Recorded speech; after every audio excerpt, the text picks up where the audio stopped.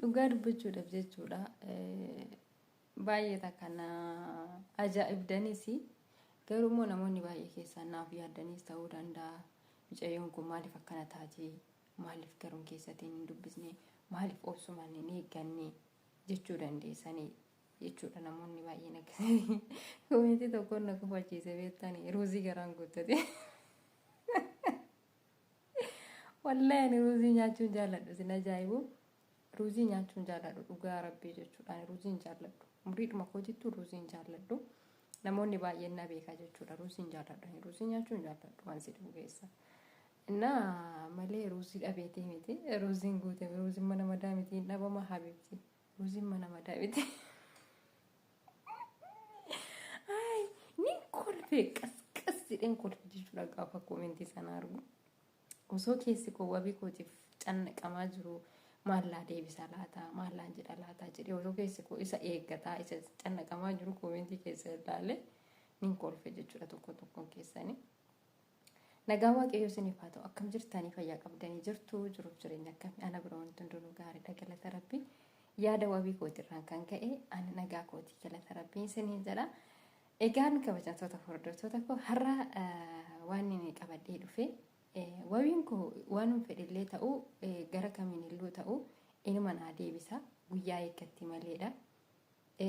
Amma ana kan yaada natti ta'ee yookiin immoo assaaba natti ta'ee ka'ee taa'uu na wallaalchisee taa'ee deemee gara itti deemee ga'uu na wallaalchisee asiif achi na angolaala'e kuni guyyaa tokko furmaata inuma naaf argata jechuudha. Furmaata dhabu inuma furmaata argadha. Maalifiini in bultiin walti malee inni samma xiqqoo yoona yookiin na jaallatee jira ta'a beektanii. Namni nama jaallatee dafee deebii namaaf hin deebisu. Dhugaa dubbachuudhaaf jechuudha. Dafee deebii namaaf hin deebisu hin bubbulata akka ofirratti ilaallata. Jaalalli nam sanaa agam akka keessa isaa jirtu. Dafeetu yoo nani amma isin dhuftee na gaafatteetti dafee yoo nan deebisee fi natti tandaraa dartii waan akkasii jechuu danda'a jechuudha. Namni gizee kana akkana dhabeettanii. Gin ani wabii koo sagalee koo dhageessa yoo taate ani waan akkasiitiif miti. Ati gizeedhum fedhettuu deebii naaf deebiste rakkinan qabu ani garuu si eeggadha. Gin bilbiluma kee narraa kaasii naan haasa'i bakka just yani haasadhuma naan haasa'i wanti biraa haasfuutee deebii naa deebisuu dhiisii naanumaan haasa'i. Kanaaf iyyuu jechuudha namoonni baay'een keessanii safuu maal kan jettanii fi safuun hin jiru wallahi safuun hin jiru. Safuun maalidha? Namni nama jaallachuun safuudha. Namni nama jaallachuun safuudha. Maalan godhi maalan balleessi nan jaalladhe bakka. Nan jaalladhe nan ibsadhe maal waan biraa maalan balleessi. Waan balleessi hin qabu waan godhe hin qabu. Safuun maaliif barbaachiseere safuun hin jiru jechuudha. Iddoo kanatti namni akka erga jaallattee jaalala nama sanaa ibsachuu dandeessa bakka. Maaliifin amma namoonni tokko akkamitti dubartiin jaaladhe jettee raawwattee dubbatti jechuutu danda'ama.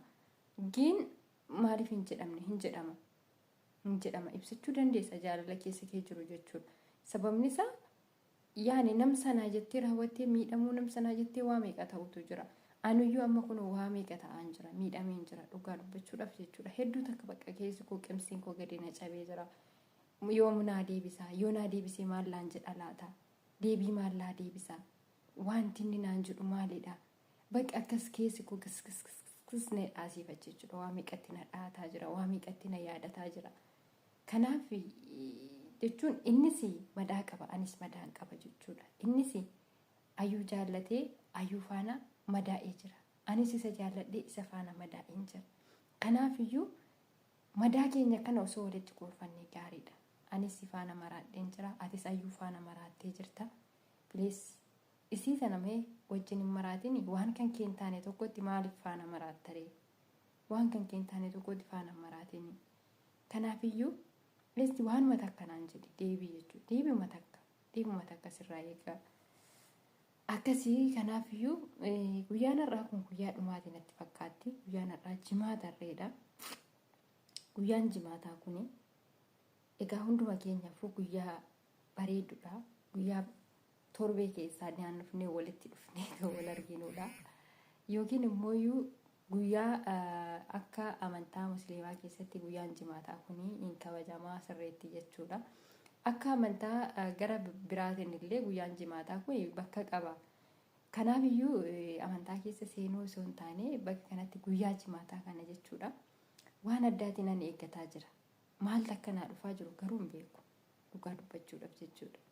Kanaaf kabajamtoota hordoftoota koo bakkuma jirtanitti hundi keessanuu kadhannaadhuma naaf godhaa jechuudha. Kadhannaadhuma naaf godhaa. Maal naan jettanii raawwattanii akkamitti dubartiin akkanatti maalii jechuu dhiisaa. Please dhiisaa bakka. Dhiisaa dur hafeenne darbeera wanti akkasii. Wanta akkasii dubartiin akkamitti jaalladhe jettee gaafatti. Akkamitti akkanatti dubartiin dur hafeera inni hin jiru waan akkasii amma. Kalaas jaalattee taanaan jaaladhe jettee gaafachuu dandeessa jechuudha. Kanaaf amma inni dhufee si gaafatutti yookiin immoo amma qimsiin kee caccabee ta'u dhumee jaalattee nama sanaan jaalalli nama sanaa si keessatti dulloomee si keessaa dhumee raawwatee waan taatu dhabdutti teessee of hin hedduu jechuudha. So nama tokko erga jaallattee taate jaalala keessan nama sanaaf ibsuudha. Siif ta'a namni suni waliif taatanii waliin jiraattan yoo rabbii midhaaniif bishaan keessan iddoo tokko kaa'e.